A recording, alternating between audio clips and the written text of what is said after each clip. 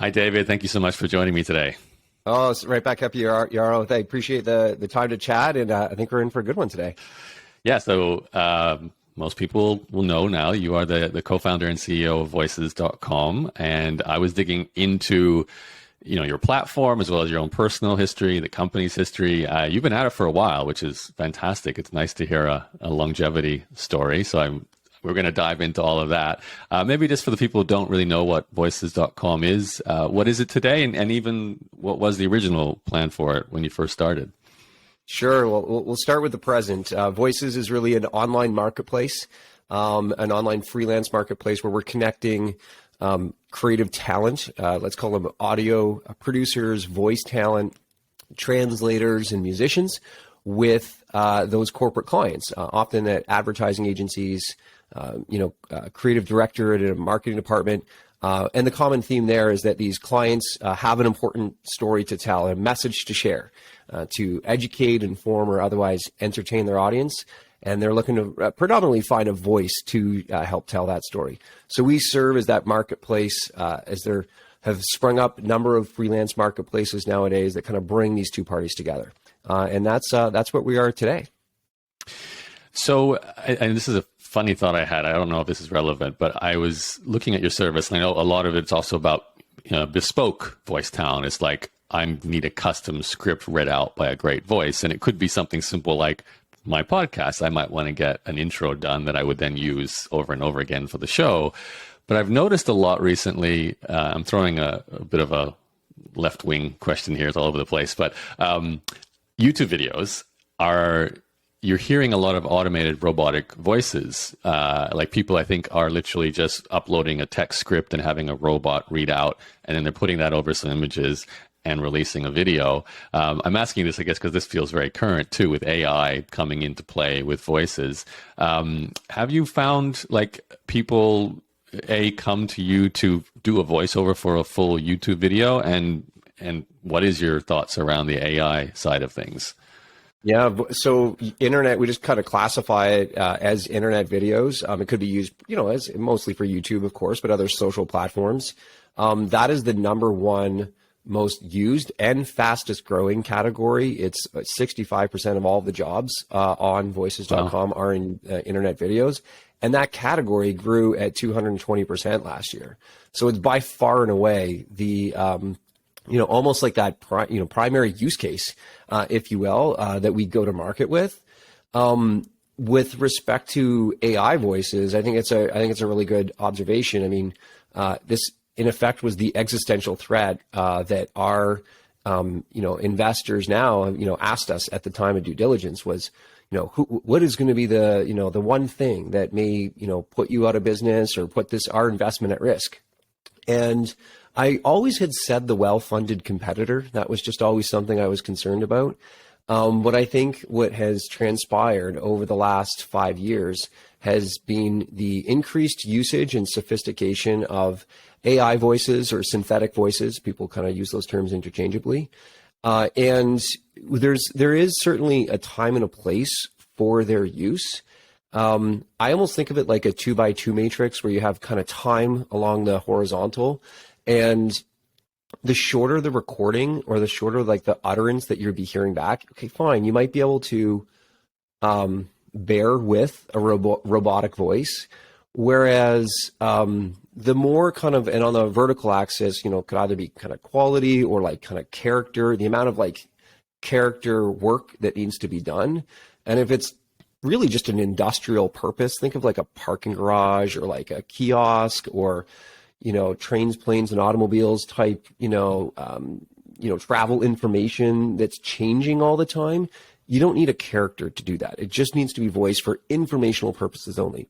But as you get more into character-driven content that is also long form in terms of it being narrative, not just kind of raw data that's being read out audibly, that's where I think you would be moving away, and really synthetic voice or an AI voice would not be suitable for characters. And where there's a narrative to be told. So there's a time and a place. We actually see some, call them big tech companies or even startups that are looking to create their own synthetic voice and they need data to do so. And the data here would actually be voice data to train those systems. And so they actually be hiring and sometimes using voices.com, as ironic as this sounds, using voices.com to hire live human voice actors to, at the tune of like hundreds of people at a time to actually create one of these synthetic voices. But I think in the long run, I mean, you're still going to have always the need for a person to breathe life into that script, just like you have on-camera actors, and you still have kind of animated characters.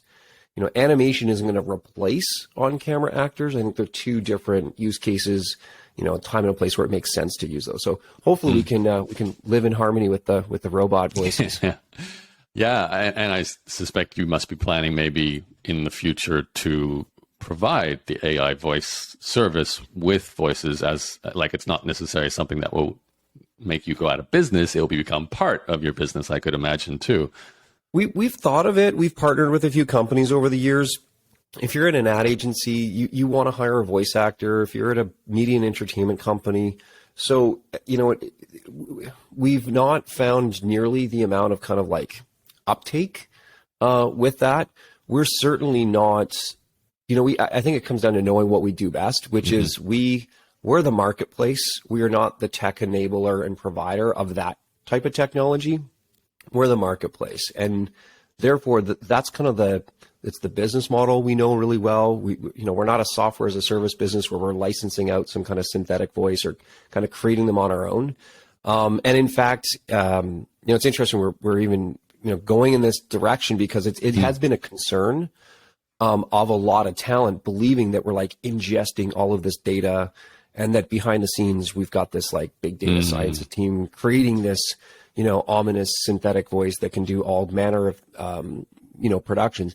It's just not true. We've just not, it's the analogy I often give is kind of, I think how some of the traditional, broadcasters were so loath to embrace the internet at the beginning because they realize that they were trading kind of like, analog dollars for digital dimes. And it's almost the same way. Like we're enabling people to hire live human voice actors who really bring their unique ability to that recording and a great quality that the discerning ear can tell the difference. Certainly over 10 seconds, you definitely know it's a robot or not. Why would we trade that for the, we've even spoken to like, PhDs and at MIT was one of the programs we were working with, just in terms of like an understanding like this technology. And some of the smartest minds in the world are like, this is 10 years away. And the key tipping point, if you will be the moment that a robotic voice is indistinguishable from a human. And that's kind of it's pretty far away, where you're listening for any length of time. Sometimes in like the first 5 or 10 seconds, you're like, oh, can you tell the difference between the human and the robot? I'm like, yeah, listen for 3 seconds. I barely kind of computed in my mind like what I was even hearing. But when you get into like 10, 15, 30 seconds, there's a certain lifelessness about it where I think if you're in the creative industries, you're not going to launch a product. You're not going to go out to the world with anything less than all the emotion that only a person can provide. I feel like I've asked you my last question, the first question here, David, the future of your industry, which usually I would end this interview on, but I really appreciate your answer. And I found myself having conversations like this recently, especially around film, like you were mentioning before with actors in movies, how there may be a time when, yes, small roles will be replaced by a digital human being acting, but the unique talent, especially for those main roles, will always require the human being for the dynamic nature. You can't kind of replicate that creativity in AI. So I feel like you're kind of giving that answer as well. There might be use cases for it, but for a lot of situations, that people will always want a human being. So I appreciate that. And I know I asked you before we hit the record button for a claim to fame to sort of point out how big voices.com is today. So maybe we can work our way back. How big is voices.com today in terms of whatever numbers you want to share? Sure. So in terms of the number of people that have, taken that step to register free on the website, create a profile, this is those creative talent. There's well over 2 million creative talent on the marketplace, who mostly are voice talent, because that's been our heritage for the better part of 15 years.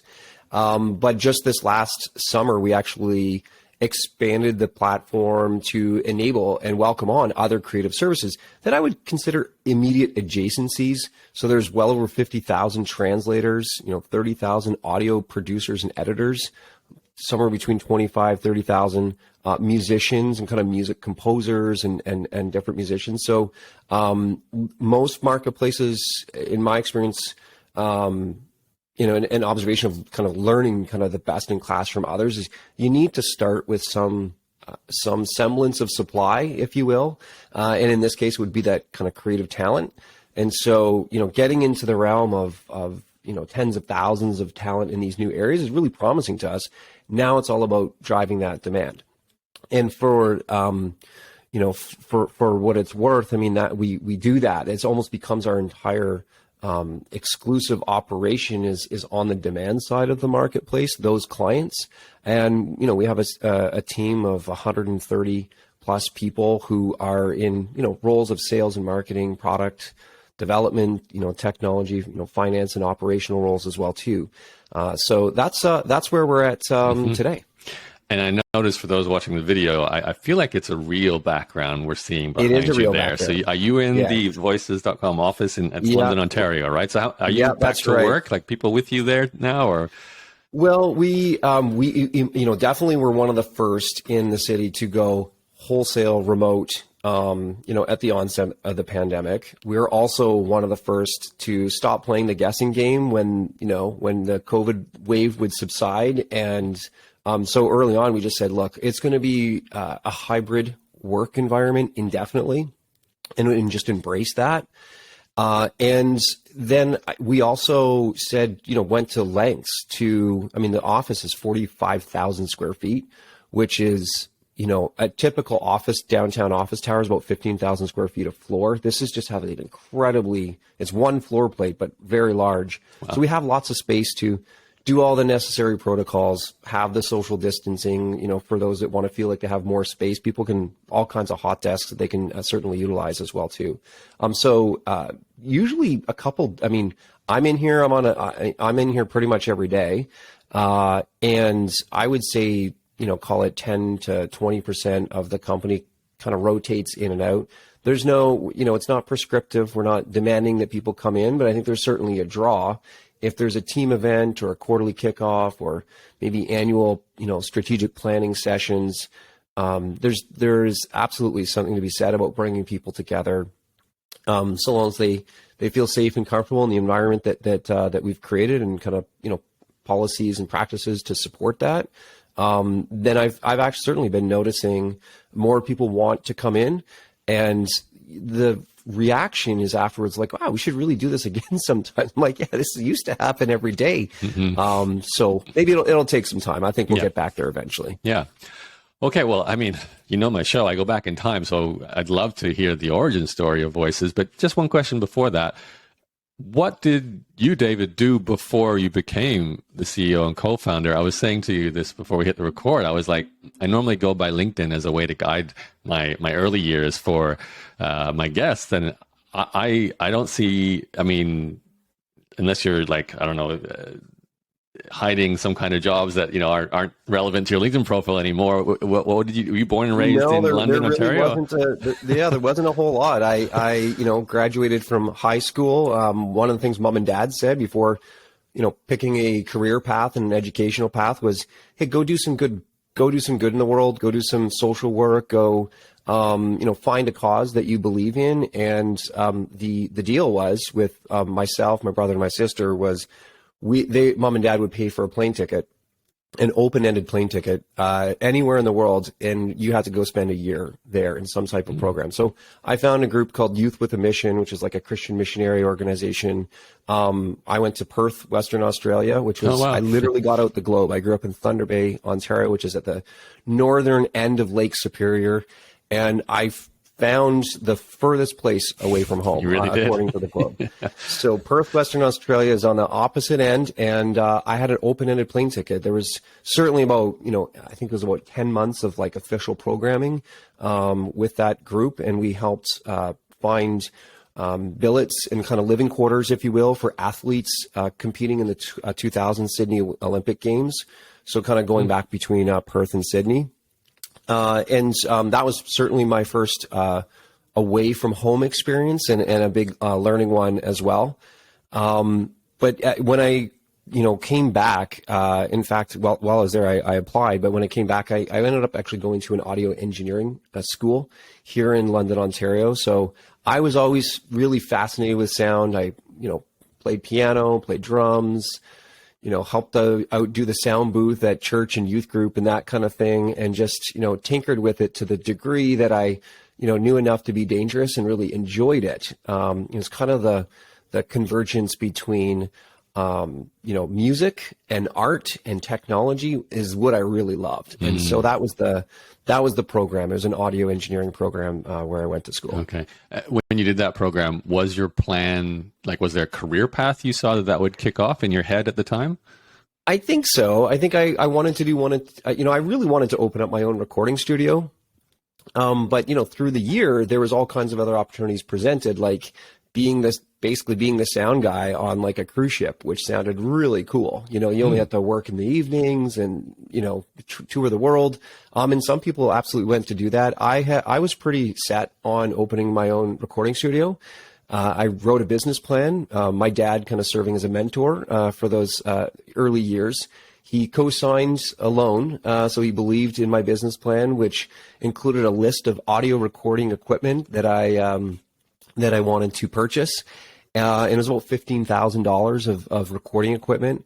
And that was, precisely what I did. It was a small kind of project recording studio. I was going to record, garage bands and hip hop bands and, rock groups.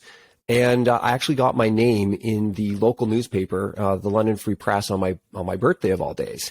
And that's really, I think, where the origin story for Voices commences, because I met through that newspaper article Stephanie, who's now, of course, my dear wife and co-founder in Voices. So it was really co-founder as a husband and wife team. And Stephanie, she would sing at weddings and funerals and special events, and her mom would carpool her around to go to all these in-person auditions, and said, you really ought to record your singing repertoire and get, some CDs or, an MP3 file that you could share with people so they could hear you sing instead of you having to do these in-person auditions. So Stephanie's mom actually cut out that newspaper article and left it for her on her bed and prompted her to come down to the studio. We ended up hitting it off, but because of that same article, there were other local businesses that wanted, they wanted some work done. The phone system recording, some local commercials. They wanted a female voice. And I was a total nerd. I knew nobody else in the city, except I had just met Stephanie the other day. I said, so I gave her a call. I said, you've got a great singing voice. Have you ever done, acting or performing? I've got a couple gigs that came in. What about this? And so this was my pitch to her, not my marriage proposal, but my pitch was, what if I'll be the recording engineer and you be the female voice talent, and here are the pages of copy. We'll just split the money 50-50. And that's how we ended up started working together.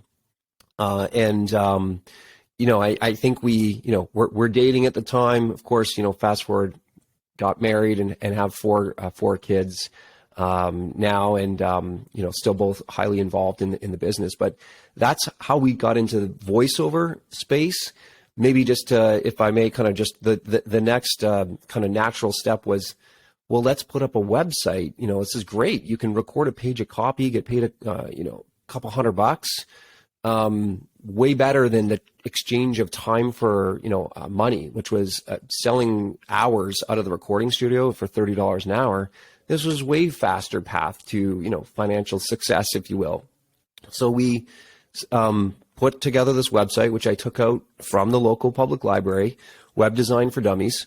I got a copy of Dreamweaver, I think from LimeWire, some file sharing site, and just edited and created our own, like a very primitive version of a website. It was a pretty static version of a website. that showcased Stephanie as one voice talent, and soon other voice talent, from around the world. There's a fellow in Quebec and who spoke French, and he wanted to be listed. There are people who did character voices in Los Angeles, somebody in New York, and they said, hey, can I list my name and you link up my audio, my voice demo on your website? And we always just said yes. And at the same time, concurrently, we would get clients who would say, how do I found your website, I see this guy, how do I get in touch with him? And that was the proverbial aha moment, I call it, of like, wow, what if we just, we're bringing these two parties together. Clearly there's like supply and demand. I was really fascinated with the eBay business model at the time. It's where I bought and sold a lot of recording equipment. So I kind of understood the mechanics of how this worked. But I'm like, why don't we get out of the recording business and instead build out this from a website to a marketplace? And that's precisely what we did. We hired a web developer, and it's been in a lot of ways the same business that we started 15 years ago. Okay, a few questions you've raised here, David. First one, voices.com. Great domain name. Was that what you purchased back then? And can we timestamp this? You're talking about LimeWire, so I'm thinking early 2000s. Was that when all that was happening? Yep. So 2004 was when we first launched our static version of the site. We rolled with launched as interactive voices.com. So it's a little bit of a mouthful. I'm out of breath even saying it right now, which was actually the case. That was kind of part of the problem, was people didn't know if it was singular or plural, if it was only new and interactive media. What about all these other genres or categories of voice work? And so I was pretty pressed to change the domain name. I mean, at the time, this is kind of the height of, if you recall, this Web 2.0 movement where everything was big and bright and bubbly. Companies were dropping their vowels from their name, and it was like Flickr and Twitter, and it was this whole kind of theme. And so I was like, oh, well, let's rebrand and let's become like Voxio or Voxy or something along these lines. And I actually put in a bid. There was an auction for Vox.com. Which is Latin for voice. And I put in a bid of $100,000, which I did not have at the time. And we also lost the auction nonetheless. So no harm, no foul there. But I realized, okay, well, none of these other names are working. What if we could just get rid of the interactive part and just be voices.com? Just nice and clean, says what we are. The brand doubles as the address and destination. And I did what probably most of you have done. You just type it into Google and see what's there. And it ended up being a medical journal called Silencing the Critical Voices in Your Head. And it was from 1998. It predated Google's registration itself. It looked like it had been there forever. But it really wasn't being used. It hadn't been used since the year 2000. So, I realized, though, I did a who is lookup. I figured out who was owning the domain, but I realized if David at interactivevoices.com, with a real company and a website, we had 10,000 users on there at the time. Microsoft was a customer, and NBC was a customer. They'd probably kind of put one and one together and jack up the price. Mm-hmm. So I actually had just met a business lawyer who moved into the co-working facility across the hall from us at the university. And I said, what kind of law do you practice? Corporate law? Great. Do you want to be our lawyer? Because I got a deal that I'd like to, see if you could work on. Can you reach out to this fellow? Ask, would they sell the name? And if so, what price? And the price came back at $50,000. I thought, well, wow, that's fantastic, because that's half what I was going to try to pay for Vox. And, but I did not have $50,000. So I did what most of us would do. You go to the, friends, family, and fools, basically. Is anyone going to lend me the money to pull this thing off? Everyone was saying no. Let's go to the banks. I go to all the banks. I created the pitch deck. They're like, so are you buying servers? Do you need firewalls? I'm like, no. It's just it's just a domain name, and we're going to use some co-located servers. And they're like, a domain name. Like, can't you just go buy those from GoDaddy for $9.95? I'm like, it doesn't work like that. This one's like a premium name. It's already registered. So everybody said no. Now, this is a really important life lesson, which is our lawyer Phil taught me at the time, which he said, never take no for an answer, which is this company was willing, this fellow actually was willing to sell the name. 50,000 was out of the range. What can you do, David? And I'm like, honestly, like 30,000, but I'm going to have to break up the payments. And so we created an offer, which was a counter offer, $30,000, but it was in $5,000 increments. So $5,000 I'll send every quarter for the next 6 quarters. And that's how we'd get there. And with that, he went for the deal. So for $30,000, we were able to acquire the domain name voices.com. Wow, great story. And no doubt that domain name is worth so much more to you now as a brand, and just the fact that domains appreciate in value. So fantastic. He probably should have. Yaro, if I may, going back and looking back, I would say, I just add, that was probably the single, best decision, marketing decision, technical decision in a lot of ways too, that we made in those early years, which was definitely the biggest investment we had made and kind of a commitment in advance. What we ended up doing was pretty much just a lift and shift. Like, we had this name, this site running on Interactive Voices. We had this other domain on this new server, which we upgraded the server. We just copied everything over from one server to the other server, and then just, redirected the traffic. Think of it like redirecting the mail from one address to the other, right? Yeah. And not only, did our customers like, wow, this is great. We feel like we're, the voice talent, like we feel like we're part of a bigger entity. Like, it sounds like we've been there forever. So they were excited for like the brand affinity. And we also, at the time, Google was, I'm going to dare I say, overweighting the age of the domain name.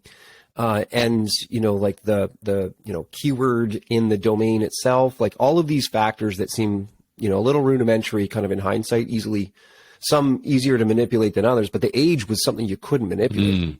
So we ended up tripling our organic traffic from Google, like virtually overnight, over that weekend, which, just meant that we didn't have to advertise on Google AdWords as much as we had before.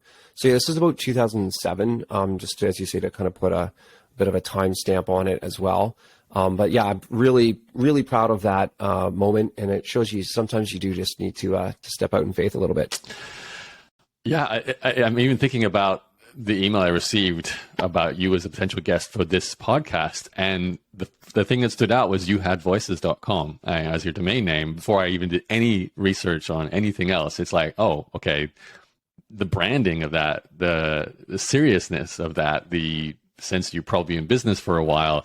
If you came to me and it was called interactivevoices.com in that email, I probably would have thought, boutique agency, I don't know how big this is. So it's amazing just the subtle difference of a one-word English domain name like that. Yeah, I mean, we get inquiries inbound from journalists and reporters that are writing about, just like we started off our chat today, AI voices, synthetic voice, people writing about, and I remember one of the first ones was a reporter from CNN. Shortly after, actually, we made that change when Kindle, Amazon, first generation, like Amazon Kindle was going to have this, like, again, synthetic voice, probably certainly pre Alexa, but this synthetic voice that was going to read out your audiobooks. And the question was, is this going to ruin, the lives of all the audiobook narrators out there? And it was just an opinion piece, but I was able to weigh in. And why? Do you think, when a journalist is doing research on something, they're going to do what we all do, type in a keyword, and they're going to scan both, is this a brand that's recognizable, or is it one that looks like it's been there forever? And when they're running down the list of, names with hyphens and .biz and info, and names with, numbers in them, and just, it doesn't, and then you see voices.com is probably in all likelihood the first result.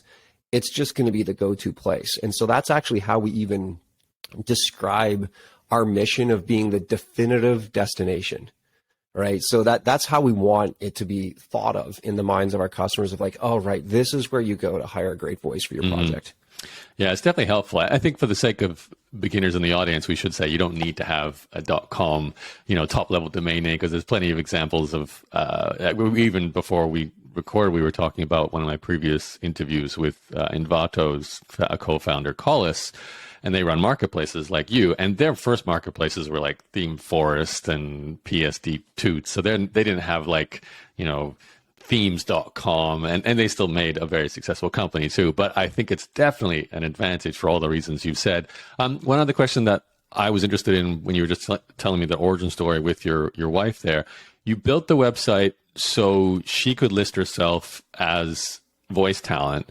But you said that was better than like running per hour the studio. I wasn't sure though, because would she still not be paid? Is there a payment difference when you're like, is it just studio time per hour? And then if you're hiring a voice talent from a website, the pricing structure is different? Like, I didn't really understand the difference. Yeah, it was just about scalability, where we viewed, hey, if we could, so the business model at the very beginning was a subscription-based website. Any talent that signed up, paid $49 to participate in the marketplace. And again, think about the timeline on this. This was like 2005, almost to the date, actually. October 2005 was when we incorporated and really kind of got the business going. And so there was no LinkedIn, there was no Facebook, and let alone Friendster. There's no Wix or WordPress, nothing that you're going to go create a profile online. So this was a huge advantage for a freelancer to gain a presence on there, especially when they're an audio-based freelancer. They weren't a designer or graphic designer than enough themselves. So it was a subscription-based model. And the calculus that we had done, which was, hey, either you're doing, Steph, I'm kind of billing out this recording studio, or Stephanie's doing the work at, as I say, $30 an hour, or we can spend our time marketing this platform. Mm-hmm. And what if we could get a couple hundred people to subscribe, right? And then over time, get more people to subscribe. So long, and our brand promise has always been, in exchange for your annual subscription or membership fee, we will market you. We will bring job opportunities to this marketplace that then you can audition for and obviously hopefully land. And for the talent, the return on investment is pretty straightforward. Is, hey, if I paid a few $100s in a membership fee, if I make a few $1,000s back and I win clients that I can continuously work for, that's great. I mean, it's almost like pooling all of their marketing dollars together that we then go out and, aim to dominate the search results, bid up on all the keywords on Google, and really bring those jobs to a central location instead of, which is easier for the client. They're not having to visit 10 websites. They're just going to one, and then having the talent respond in a kind of a predictable manner. Okay. That makes sense. So it's a complete switch in business model, really. It was from, yes, we're just going to bill out the service we provide, to we're going to charge the service providers an annual or a subscription fee and deliver hopefully work to them. Take us forward from that point then. So you build the website. I realized it wasn't quite yet voices.com, but we've shared that story, which is great. It sounds like, based on the way you described it before, the talent was coming to you. They were just finding you and then asking to be listed. And then, of course, you were starting to charge a subscription fee. And I'm guessing the actual the buyers side of this marketplace were also coming to you, which improved when you got voices.com because of all your rankings went up with the authority, the domain age improving. So then that's organic. Was it a case of one of these stories where you're just struggling to keep up with the demand, or did you still have to go and stimulate demand? Like, what was those first few years like? Most marketplaces are going to be either supply constrained or demand constrained. And for us, we were demand constrained. There are a lot of people, rightly or wrongly, who believe that doing voiceovers is very easy. It's just simply reading you get paid to talk for a living. It's like, well, you're actually, you're acting. You need to edit. You need to communicate back and forth with the client, maybe even help shape that script. So there's a lot more than just merely reading. And then certainly it's not just reading. It's also interpreting the script and adding something to it, right? To give that great performance. So there were, there's a lot of people who had kind of, actors, performers, people who were radio broadcasters, on-air talent, being and providing that supply side of the marketplace. Where we were constrained, admittedly, today it's still the same, issue, if you will, which is the business is really driven by, can you bring those clients with the job opportunities to the marketplace? If you can, and give them a great experience, they'll probably keep coming back time and time again. And so at the beginning, I was always the client guy, and Stephanie was the talent gal. My job was to call. I mean, I think at one count, we bought Salesforce.com to manage my outbound calling to ad agencies and video production companies. I made 10,000 phone calls in the first couple of years to all of these clients, and just trying to basically cold call them, try to get them on the phone, or like send an email as a follow-up, and just try to bring people to the website. Because relying exclusively on organic search meant that their current service provider was no longer available. And if there's anything I've learned, and it actually comes from Robert Herjavec, which is nobody switches from good enough to maybe better. You have to be 10x better, right? And I think what was happening in those early days was, I work with the talent agents. I know a guy who does voiceover, Betty in accounting. She's fantastic. We just use her. Like, there was all of these issues that we had to overcome that in some way or another still persist today. So there's, definitely organic and paid search activities. But there's also outbound initiatives that go on to change that buyer's behavior from relying on their kind of current path or current source to considering using Voices.com for their next project. Mm-hmm. So it would far from being kind of inundated. I think we've take the perspective that we need to win that client over for every new project. So that's it's kind of a full on effort to bring those clients and keep them coming back. Mm-hmm. Okay. So as the story progressed, I could see you both just hustling to build both sides of the marketplace. Correct me if I'm wrong, but did the business model eventually change to no longer charging a subscription fee to the talent, to perhaps the other marketplace model that's quite common, which is take a cut of the transactions? Did eventually that happen? Yeah, it did. So we still even to this day have a subscription element. Talent can sign up for free, or they can upgrade to subscribe to what we call a premium membership, which really similar to a LinkedIn membership, kind of unlocks additional features and benefits, statistics, higher ranking in the search results, let you kind of proactively go after kind of clients and jobs. So there's just, it unlocks new capabilities. But you're right. What we had uncovered was, a client would, it didn't happen all that often, but when it did, it was very problematic, which was, hey, we facilitated the connection between client and talent, and we didn't really have a means of enabling the payment to happen. It was just merely the matchmaker. And we viewed that both as an opportunity, certainly to, quote unquote, monetize the transaction. Talent also were delivering work and then not getting paid for a client that we hooked them up with, and they were holding us responsible. And we would go, well, did you get 50% up front? Did you ask for a payment? Like, do you know who this person is? Because we just had like a name and an email address. And so I think after that having happened enough times, we realized that the role of a marketplace is to be that trusted intermediary, to intervene when needed, but otherwise kind of get out of the middle of that transaction.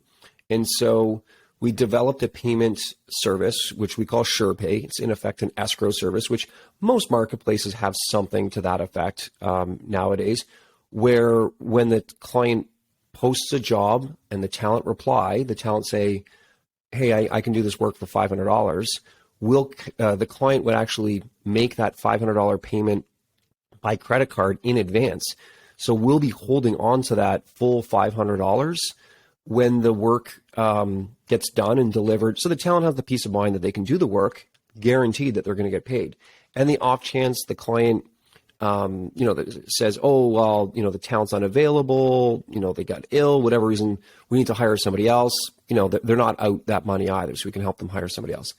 And then, but in vast majority of cases, the talent does the work, and then we pay out the talent. There's an 80%, talent earn 80% of that. So in, kind of a startup community, we would know that as the take rate or the rake. But it's a platform fee for work that is successfully kind of completed and consummated on the platform. And that's been, very effective. I think it aligns our interests. We call it shared success, because the higher the amount that the client pays the talent, it's the more that we're making, and it's the more that the talent's making as well. So we are, to use the term, incentivized to ensure that there are fair and appropriate rates for the kind of work that gets completed on the platform. Counter to maybe some that believe, oh no, we're just, purposely trying to drive down the prices. I'm like, why would we want to do that? I mean, it's completely counter to actually our business sustainability. Instead, if we can understand that the client this is a national advertising campaign, it's going to be out to a huge audience, it's a big brand, and we, can encourage or otherwise, inform that client that in order to hire the top talent on the platform, that you need to be raising your budget, then everybody wins. So I think this notion of shared success is there. But yeah, you're absolutely right. There's still a small portion of our business is kind of like the subscription based for the talent, and then the platform transaction fees would be the other part. What year did you make that switch? I want to say in like 2011 or so. So it took a while. Like, it was a subscription only website for a good long time. And I think we ended up patenting it in the US and Canada, the patents from 2009. And then we had to kind of commercialize it. Like, it was a team of a handful of web developers that, you're charting new ground, and it just took us, I think, a while to kind of get it off the ground. And then, of course, the education process of teaching the clients, this is how now you pay a talent on platform. We expect you to do that, as well as informing the talent, hey, we need to, in order for our sustainability as well, the transactions need to stay on platform. Before, you used to just send PayPal or ask them to pay you some other way. That there was a lot of change management, if you will, that needed to occur. But I think we're in a really good spot now. Talent appreciate that they're going to get paid every Friday for work that was done the previous week. So it becomes, really like a predictable income stream for them as well too. And for you guys, I was actually going to ask, do you remember that switch, how big an impact it meant to the bottom line of your company as well? Because that's quite a dramatic change in business model or pricing model. Yeah, it's really like bringing on a whole new revenue stream. And in fact, we actually started initially at 10%, and we then years later increased it to 20%. And there wasn't a single blip. No kind of questions asked, sent out the email notification. I think it was like the clients are still getting the same talent. They're happy. The talent are still getting paid for work done. Not that there hasn't been kind of, other challenges in terms of, because most things in marketplaces, you have two sets of customers. It's very different than a SaaS business or e-commerce where you have one customer for the most part. Two sets of customers with diametrically opposed needs and wants. The sellers want to get top dollar, especially with voice talent. They're artists in a lot of ways too. So they want to take their time. This is their craft. And then the clients want things fast. They want no hassle. They don't want to talk to anyone. They just want to get the delivery of the file, and they want to pay as little as possible. So you have to kind of balance and educate both sides of the market all the time, as well as kind of matching that supply and demand, for every given job. When we send out a job opportunity, you don't want to send too many responses. It overwhelms the client, the paradox of choice, if you will. If you've ever walked down the jam aisle or the toothpaste aisle, you know what I'm talking about. And if you send too few, then the client thinks, oh, there's not enough variety. There's not enough kind of what we would call marketplace liquidity happening here. So, nailing that, I mean, these are some of the technical challenges that, for the most part, we don't, go into any detail. It's just not needed to. We try to keep all the technology as invisible as possible and just create this like frictionless experience so somebody can hire the right voice and be on their merry way. Mm-hmm. Yeah. So I know from my research that you have raised funding, but it sounds like for a good amount of time, like the funding dates I saw were 2015 and 2017. So we're still talking about years here that you were bootstrapped by the sounds of things. How was that? Like, and in particular, how was that with growing your management team? I understand growing the supply side and the customer side. That was kind of like your initial two roles, but you said just then you built a tech team to roll out this new payment system. You're now sitting in an office where you've obviously had many employees in. What was it like to scale the company? And you're the CEO, so I'm guessing all the hires were certainly your job during the early days. So what was that like? Oh yeah, I think I've definitely done over 1,000 interviews. We used to, definitely interview, and that's like in person. This isn't just looking at someone's resumes. It began when Stephanie and I divided up our role and responsibilities. We got out an 8.5, by 11 sheet of paper and said, I wrote what I think she was strong at and where I think she could excel. And she did the same for me. And I think right away we realized, okay, yeah, Stephanie, you're great with talent. You're going to be the marketing person. You're going to be the literal face and voice of the company in a lot of ways, building up the community, answering a lot of customer support questions. I will be on the client side of the marketplace. I'll handle technology. I'll handle kind of finance and sales. And so that I think is something I would strongly encourage the startup founders and entrepreneurs, if you're working with someone else, just to even, have that kind of like tacit agreement. And I'd encourage you to put it on paper. I think that's going to alleviate a lot of kind of questions and concerns. And it's not to do it from a territorial perspective. It's to say, hey, within these healthy boundaries, you have tons of free reign, and here's the ultimate decision maker within that space. I think we've applied that when it came to, hiring, employee number one. It was, we tend to hire kind of, I don't know how prudent this is, but kind of more reactionary of like, oh my goodness, we are getting so many customer support questions. We need somebody to kind of backstop a lot of these. And then it became finance. It was just a highly transactional business. This is not my suit. It's not what I'm trained in or have a passion for. So let's hire someone who can also now handle customer support cases and, close the books on a monthly basis from a finance point of view. But I think what we ended up, putting in a really lightweight, recruiting system. And I just kind of had this notion that like, yeah, we're probably going to, if things continue to go well, we and can talk about kind of the financing of that as well too. But in terms of hiring, I mean, I was always on this continuous intake approach. There was always job opportunities listed on our site, for employees, and we just collected resumes, and it kind of became one of those like daily activities. What I always looked for, what I call the 3 C's, I guess nowadays, which is somebody who's curious. It almost doesn't matter what role you're in. Certainly a designer, a developer, or somebody in sales. But if you're curious, that's great. You want to understand the reason why. You're probably going to challenge the process that we have to go, does it need to be this way, or has it just been like that for years? So I love curiosity. I also love competitiveness. Whether you're competitive with yourself, I want to do better than yesterday. I want to do better than my peers in a healthy competition way.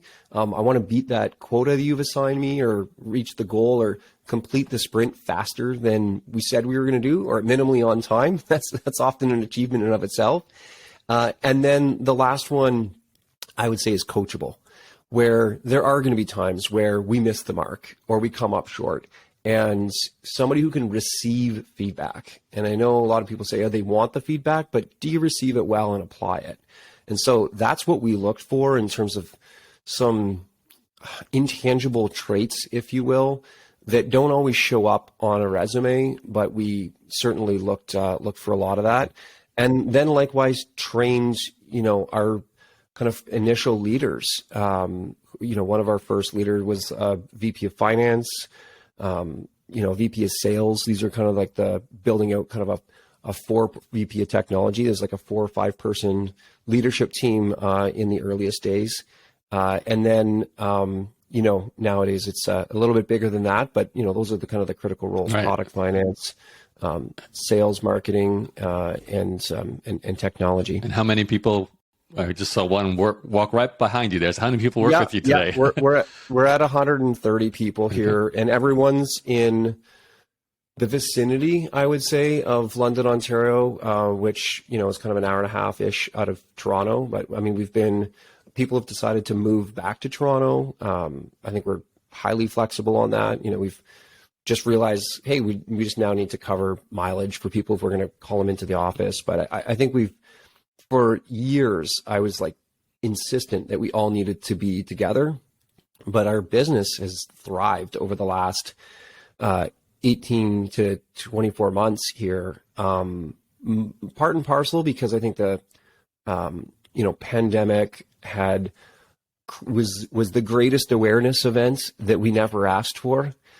People could no longer go into recording studios or work with a talent agent face to face and kind of do things the old way.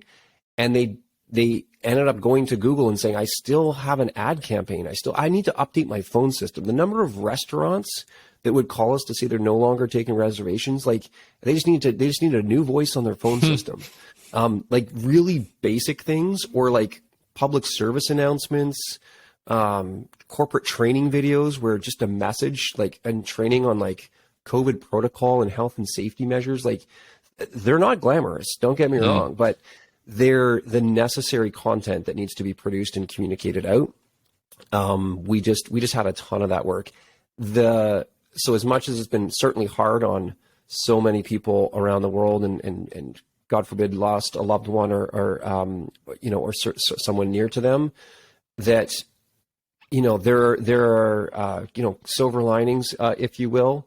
And I think we were just pleased that we could be of service to those companies in a time of need. And I imagine most of the talent is all remote too, so they were already used to being digital. But exactly, yeah. I actually did, and I liked setting these goals for myself. Whether it's, as I mentioned, the 10,000 phone calls over a couple of years, and then like at the beginning of the pandemic, I said I'm going to call our top 100 voice talent, and so I set up calls with all of them, and I asked, I'm like, how are you? How's your feeling? How's your family and loved ones? And it's like, how's business? And they're like, you know what? I've been preparing for this for 5 years. And like, I work from home. I'm already used to being stuck in a vocal booth all day long, talking to myself. They're like, this is business as usual for me. So it was a little kind of tongue in cheek, but I understood. And I think they were, they were, a lot of talent were tremendously successful. Those who had the foresight to create home-based recording studios, the, dare I say, old school talent who kind of still did the like, oh, I kind of do this. I got an agent. They send me to do an audition at this studio and that place. They were not set up at all. And I think they were the ones that had suffered because cities shut down, facilities shut down. The only way work that was getting done for about 6 months. And it seemed like the same guy or gal was writing all the ad copy. You'll probably remember it. We're in this together. This is unprecedented times. Everything sounded the exact same because the airtime was purchased and these brands and advertisers quickly needed to pivot their messaging and then hire somebody remote. So yeah, great point. That's really kind of what had transpired. Interesting. Over the last years. I appreciate all the insight there. I didn't realize so much of those kind of, lack of a better word, mundane day-to-day needs of voice was outsourced. I thought a lot of that was internally recorded. So that's really interesting. Dave, I'd like to keep the story going forward. We're almost already at an hour. So I didn't actually ask you before, and if there's a hard stop for you to run off to another appointment. So I'm going to try and keep us to this hour point. The funding. So obviously companies growing well, your team, I don't know if you were into the hundreds already by the point you hit sort of 2015, but obviously you had a well and truly established company with cash flow and records and everything up and running, and you were bootstrapped to that point. So what led to the decision, and I'm just going to pull up my financial signpost here. For the first time, I believe, correct me if I'm wrong, Voices.com raised $2 million in funding back in 2015, and that was the first time you raised. Is that right? Yeah, certainly any meaningful amount. I mean, prior to that, we've viewed it, there's always cash from customers, which I described. You're going to fund your business or your startup from cash from customers, launch an actual product or service where customers receive value and they pay you for it. And that's kind of that bootstrap period. We were able to secure some debt financing from the Business Development Bank of Canada, similar to like a small business, association or small business loan in the U.S. The first one was $30,000, then $50,000. We always paid them off early. Then it was like $100,000, paid that off. $250,000, $500,000, $900,000, and it was just kind of like get it the loan, work it for like 3 or 4 years, pay it off maybe early, just to kind of refinance and roll it over into a next bigger loan.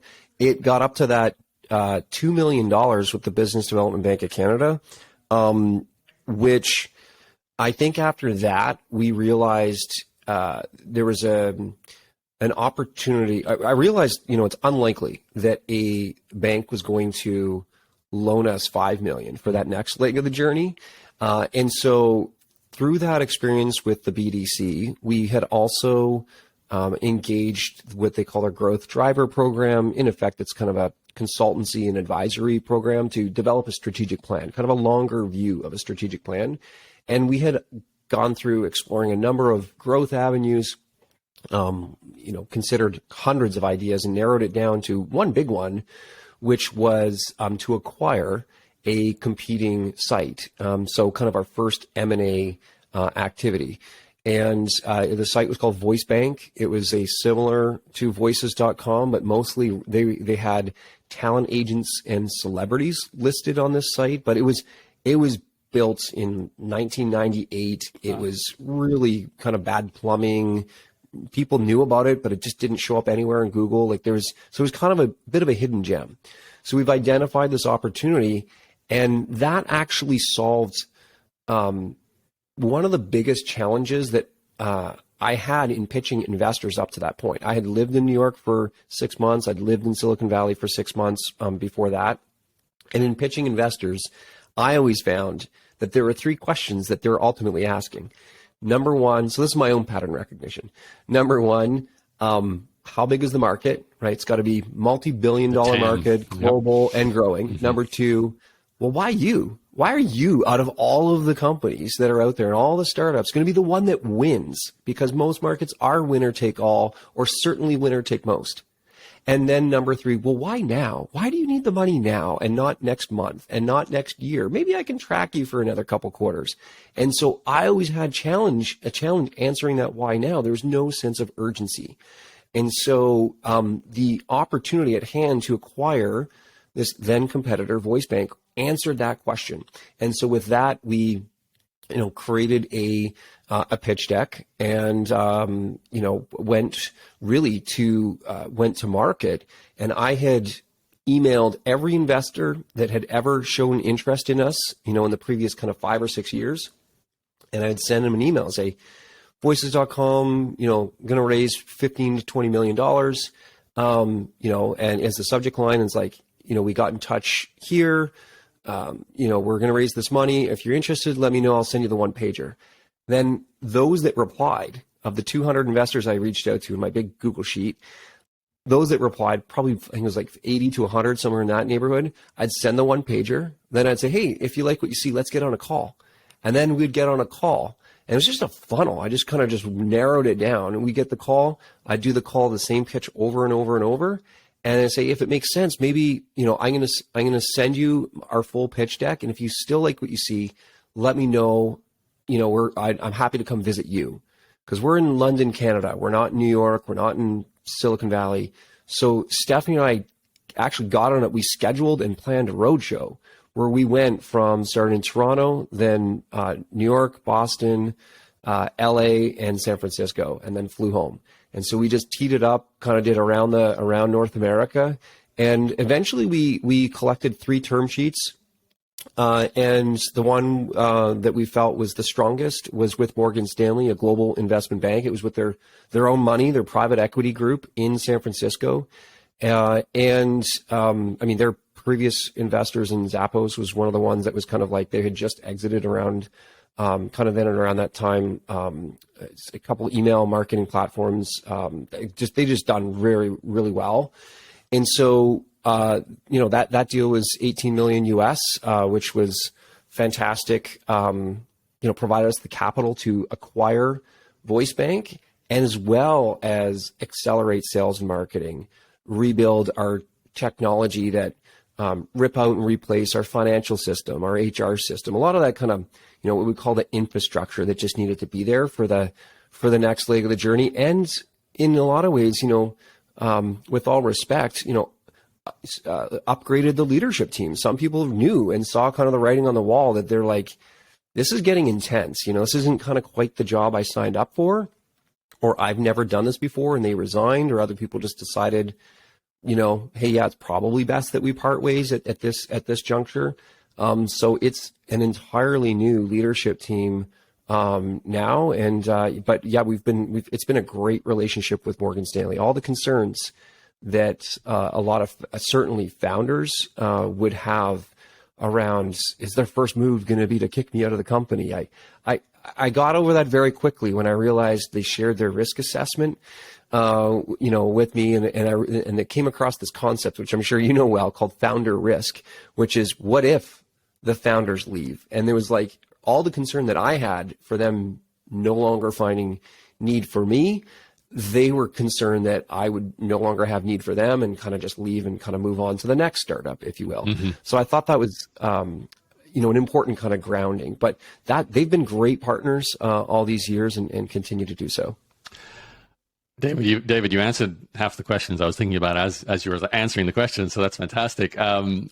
The thing I was interested here, though, with an 18 million US raise, obviously you switched sort of from we're no longer bootstrapped to we're venture backed, or equity financing backed, whatever you want to call it. Yep. And that means there's an exit well and truly expected of us. It's no longer you can totally control your own destiny. You have to kind of move towards the IPO or be acquired yourself.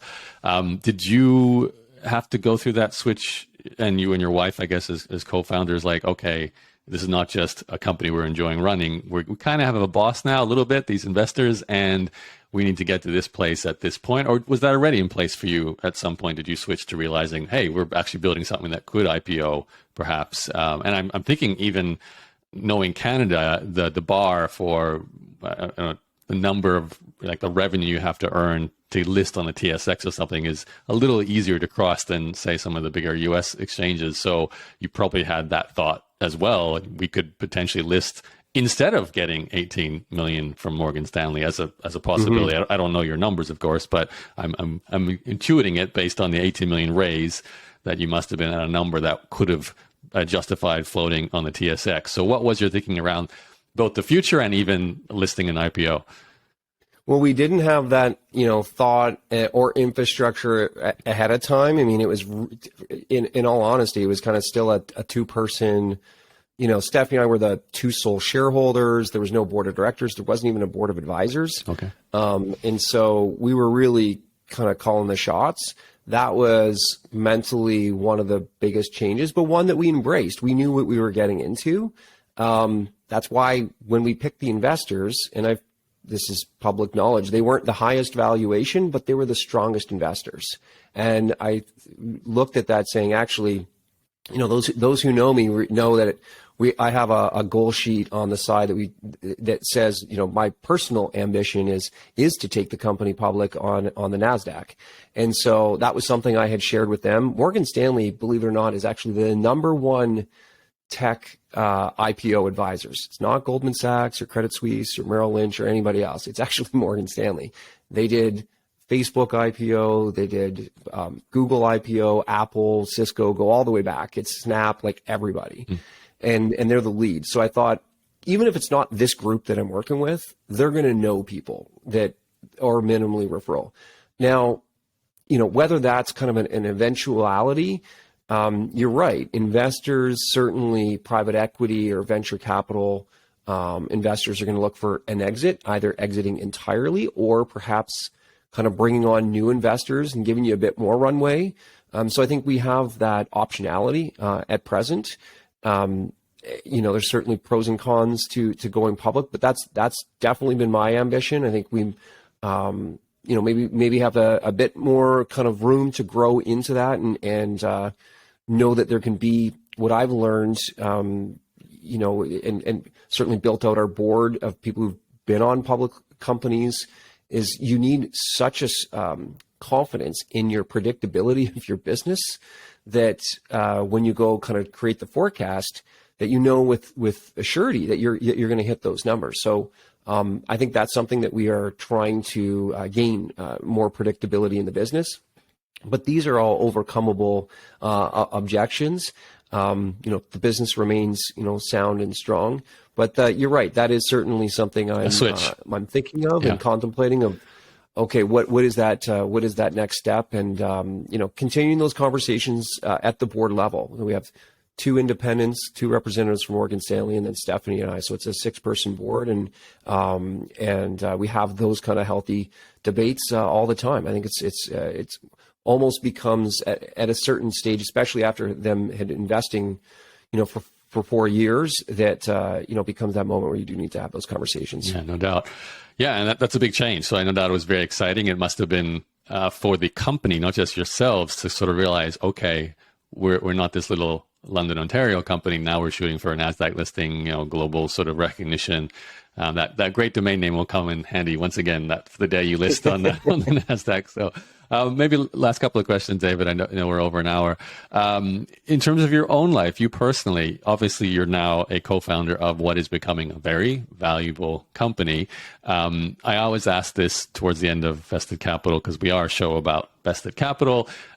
Your personal net worth, although it's probably all on paper mostly, has certainly increased. How do you view your investing strategy? And I don't know, obviously at some point you've been paying yourself salaries and that's been a consistent job. I know that the first day you pay yourself a salary is a huge achievement with a new startup. And now you're at the other end of that cycle where your salary is that's your salary, and most of your net worth is tied into this one entity. And you don't have a history of having other companies that you've exited from or a career that you might have saved up money. So how do you view the future? And this is a question you feel free to answer. You don't have to, because I realize it's personal. When you do these raises, are you consider taking some out too, and selling some of your own equity out just to give yourself that kind of buffer and that stability, because you haven't had the exit yet? Yeah, for sure. So, we've paid ourselves I'd say a market salary for as long as I can remember. That's for sure. I mean, in the earliest days, there was a moment of truth where I remember. I think it was like employee number 3 or 4, where we were paying them and not paying ourselves. And I was just like collecting. I was like, we didn't even have a payroll system. I was like handwriting these paychecks. And Stephanie was like, why aren't we cashing our own checks? And I'm like, oh, we got to cash flow. We got to make sure everyone else's checks. She's like, come on, we can't be paying other people and not paying ourselves. Nice on us, but we also have a young family, I think, 2 kids at the time. And so I think that was an early lesson for us as entrepreneurs, which is you need to view yourself on one hand, you're like a founder and which will never change. But on one hand, you're a shareholder and this is value that you're creating. On the other hand, you are showing up every day and therefore you need to be paid for that. And so include yourself in that, payroll run.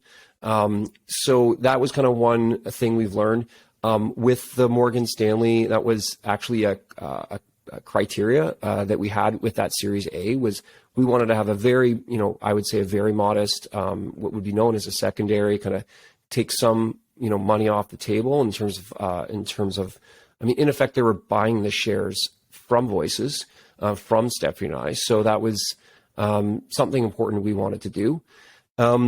the other thing, if I may, is that we've also now have a compensation committee. So the compensation committee, it's no longer, the leadership team kind of, independently, setting our own payroll. That's actually, and our own paychecks. That's actually done by the board of directors and the compensation committee, who comes up with, I think, a fair and reasonable, base, and then aggressive targets, which we get rewarded on once again for the shared success. Now, this time it's the company's success financially as well would reward us. And so you're right. I think that's there becomes these kind of moments where, as a, not quite majority for each of us individually, but as major, maybe let's put it that way, major shareholders, that it's only prudent that, to divest a little bit, to take some money out of the company, if it means that it's kind of can alleviate perhaps either some concern or some pressure.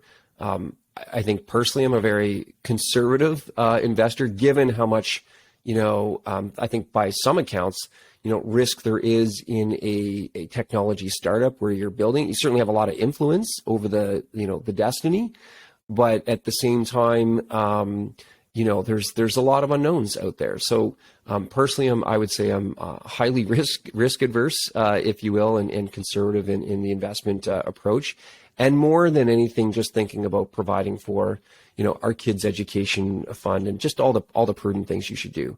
But yeah, that the moment when you realize you not only have kind of all your the nest egg is in there, you also have the chicken and the horse and the whole barn and the rest of the patty in the farm. Like, it's all in your company, and you would gain that much more confidence to go harder and faster if only you could take a certain bit out.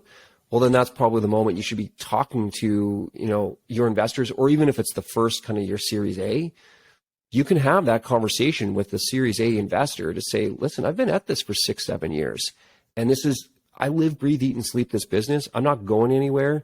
I really want to go at it for the next 7 years or 5 in terms of their investment horizon, but I just need to know that my own personal financial needs are also taken care of. Can we come to some understanding where that makes sense? And I think you'll find that there are absolutely investors out there that are supportive of that, because they would just want you completely mentally dialed into seeing this business successful, even if it means taking a bit of money out for you as founders. Mm-hmm. Yeah, that makes a lot of sense. The chance to take out secondary and alleviate the basic need stress, and you're okay. You're not rich, so you're not going to think about, hey, I can go travel the world and fly private, and because that's how much you pull out of the company. But I appreciate the background too. That's interesting, David. Maybe last question then. Day in the life, David. What you're the CEO still of this company. Sounds like you said you're quite conservative, so I'm assuming it's just a family life, very sort of simple. London, it's a city. It's not a super huge city, but it's a city. Is it like, what is your kind of core role now, and how do you live your life? I'd say my role is, personally, the role I'd say first and foremost is husband, and then father. And professionally, I would say my role would be, leader, information bearer. I'd say to a large degree still, the product visionary of anticipating kind of market needs and seeing how we can continue to grow. But in a lot of ways, it's you more becoming kind of the champion, the leader from behind who pushes others to succeed and challenges them. I jokingly say I'm the company historian, so I try to save us from repeating precisely the same mistake over and over. And so, thanks to the team for bearing with me on hearing all of the history sometimes. But if I may, I think ultimate decision maker, sometimes it just comes to those moments where absolutely you're driving for consensus, or you're driving for agreement on an endeavor, but perhaps there needs to be the tiebreaker, and we can all kind of lock arms and say, hey, we might disagree, but here's the decision moving forward. Do you have an example of that kind of situation? It's usually more, well, so here's a good example. Strategically, we made a decision this last year to expand our categories of work that gets, done on the platform. I say we've got this legacy of, 15 years of doing voice. What other services can we do? That was a huge kind of discussion and debate. I say there's three phases of every meeting. You discuss, you debate, and then you decide. And we did the discussion and debate, and we actually were going to go to live with 8 categories, which is like a lot to chunk off at once. And they kind of got a little beyond, immediately complementary or adjacent to voice. And we realized, let's dial it back to things that support more voiceover work, because that's who the talent is. That's the kind of the mindset, or like the analogy that people just kind of understand what we do. So we went live with 3. So that was, again, something that was debated. I think we made the right decision. It wasn't 0 and it wasn't 1. We wanted to step up with enough. We're even having that same discussion again this year. And we talk about strategy is merely the collection of choices that a business makes that differentiate it from those in its space, right? So if you boil down to strategy is choice, then the choice that we needed to make even kind of this year going into next is, well, do we add more categories? Do we let more data roll in? Do we consider geographic expansion? Well, if so, which countries, which languages? So there's all of these where there is that type of healthy debate. And I think when you have this like cohesive leadership team, to use a Patrick Lencioni term, a cohesive leadership team, you can have these candid conversations. And to some, it might feel argumentative, but it's never disrespectful. And it might be heated, and people are very opinionated, but I always say you can have your own opinion. You just can't, you don't have your own facts. You don't get to have your own data. The data is the data. You can debate it one way or another, or maybe question its validity. But the challenge with strategic choices is you're not making a decision around historical data. You're actually making a decision about the future, and it's about the unknown, in which case there is none or very little data to be had there. And so that comes down to, as to kind of bring back this point of like my role sometimes needing to be both visionary and decision maker, in which case you just need to have a really strong degree of conviction that this is the right thing to do. And I think if you have other business partners at the leadership team level who are challenging you, who are willing and able to challenge you, and likewise you have a degree of respect for them, where you're also as a founder or a CEO, that you can listen and absorb and know that it's coming from a good place, right? That they're concerned for their livelihood and the sustainability of the business as much as you are as well, too, for seeing that vision come to life. So I think that's one example of those types of strategic choices that we continue to debate. And I'm assuming your wife is part of that leadership team still, or she? Stephanie's a board member. Okay. She is a major shareholder, and she will always be a founder. Okay. Stephanie decided a couple of years ago to step back from kind of day-to-day operations. Her role now is, is actually kind of more of a brand ambassador, if you will. She's the host of our podcast. Mm-hmm. She speaks at events. She contributes to the blog. Yeah, she's definitely out there, but just not in terms of on the leadership team. I think we've had done that for such a long time, and I think when the boardroom, or I should say, when the kitchen table doubles as the boardroom table, like one too many dinners, I think we just realize we've taken this so far. We obviously, are, still married and happily so. And I think we just needed to set some of those priorities right. That was going to be actually one of my questions there, was how do you make a marriage and business partnership last so long? Because that's a lot of together time. That's a lot of making big decisions. So I can see the need to step down. But yeah, you're definitely probably one of the unique stories where it's a husband and wife team that have grown it for such a long time, all the way to the point now where you're, looking to potentially go list on the Nasdaq. So, congratulations, well done. Well, I mean, oh, thank you. I mean, we definitely prioritize our marriage, and we also realize that there's a time and a place to have business related conversations. We really believe, and there's like Dr. Henry Cloud talks about, he wrote a book called Boundaries. And he talks about having these healthy boundaries where there's a time and a place. And I think previously we just kind of like launched into those type of conversations just because it felt like, you go from office to home, and there was it was frankly probably admittedly far too blurred, and certainly on my part. And I don't think it was exactly great for the kids either. I think they were probably tired of hearing about it. So I think we just reoriented, as I say, the priorities in our life. What we've learned now is we call it permission to proceed, right? Let's ask permission to proceed. Is it okay that I talk about this opportunity that's come up at work? And she's like, I'm trying to coordinate the kids, dentist appointment. It's like not the right time or place. Or the other way around, I might be ready to, be reading a book or something in the evening and just winding down. And likewise, she asked permission to proceed as well too. And I don't want to make it sound so formulaic, but I think it's just one of these notions that we've like understood that we have these boundaries that someone's mind might not always be on in the business, and that there does need to be some mental space for that transition. But I think, and I think since then, I think both of us have been a lot healthier, a lot happier, where we can still be involved in the business kind of to the degrees that we are, but also still have a marriage and a family that is healthy in and of itself. I think that's a great point to end the interview on, David, unless there's anything else you want to say. I know, first of all, for websites, voices.com, any other places you want to send people to? Well, perhaps, I mean, if anyone wanted to connect, personally, LinkedIn would be a great place. David Ciccarelli is on there. I write on Medium from time to time as well too, about kind of some of the experiences in growing a startup to a scale up.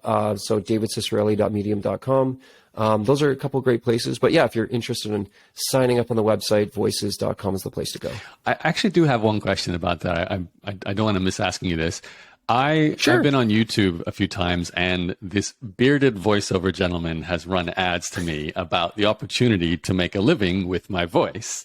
And I have to ask then, in terms of a person who might be listening to this who's thinking, actually, how do you get into the voiceover career, and how much money could I potentially make? You're the perfect person to ask this. So I know I'm throwing an extra question, but how would you suggest someone get started? The first thing that talent need would be, I'm going to say the gift of a great voice. So let's call it these artistic skills that can be developed and honed. Often reading aloud is a great place to start, because fundamentally voiceover, you're going to be reading scripts aloud a lot. So getting comfortable with your own voice. You can take acting classes and so forth, improv classes. That's all going to help. Then you need so artistic skills first. The technical skills, you got to record, edit, mix in music. You got to kind of produce your own material, right? So when you get the gig, you're often auditioning or replying to these jobs, as I described on voices.com. But then when you get the gig, you got to be able to deliver on it. So you need to be able to record on your own. The last one would be, I would say, these type of business skills, kind of knowing the going rates. We have a rate sheet on our website. You can Google voiceover rates. There's a number of them that are out there that kind of give you an estimate on a per project basis, how much you should be charging, or what the industry standard rate is. And it ranges from, call it a couple $100 to $10,000 per project, depending on the length, and not just how many words, but the audience size. And voiceover is different. It's not priced on just effort. It's like the license of the usage of that particular piece. And so that's kind of what increases the prices. And then, so I think it's those kind of three, the triple threat, if you will, of artistic, technical, and business skills.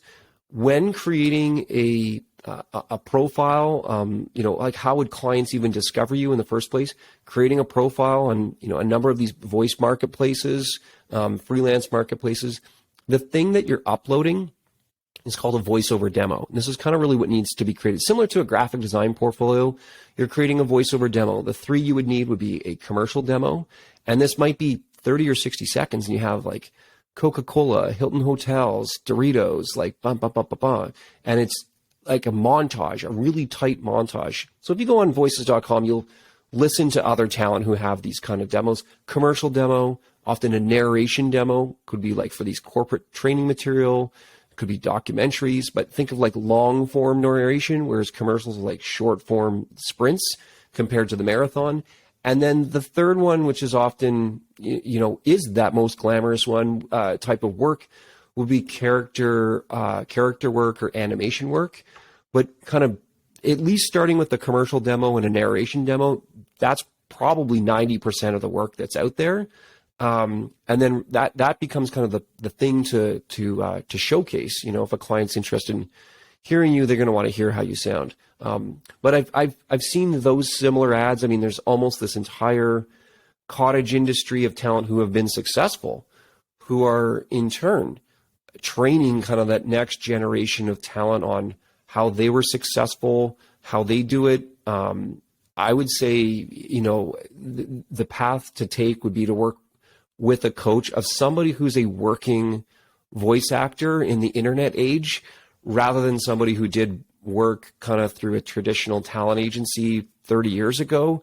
It's not how work gets done anymore. It's kind of this fast paced, self-directed home recording studio based approach, which is the vast majority of the work that gets done. So I'd try to find a coach or a mentor who understands the modern age of voice acting online. Yeah, and obviously have a good dig into voices.com just to see what other people are doing. That would be another place to For sure. Yeah, for sure. Awesome, David. Thank you for your time and sharing the full story. That was amazing. And congratulations on building a Canadian success story. It's nice to hear from that, being Canadian at the moment myself. So yeah, keep up the good work. And I look forward to seeing that Nasdaq listing one day. That's exciting. I certainly hope so. And I'll let you know when the next development in our story comes to fruition.